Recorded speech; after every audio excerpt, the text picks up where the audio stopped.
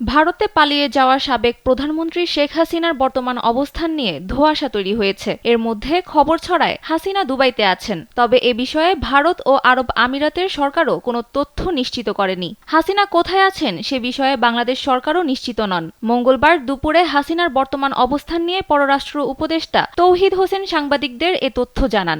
বিভিন্ন সামাজিক মাধ্যমে খবর প্রকাশিত হয়েছে সাবেক প্রধানমন্ত্রী ভারত থেকে আরব আমিরাতে চলে গেছেন।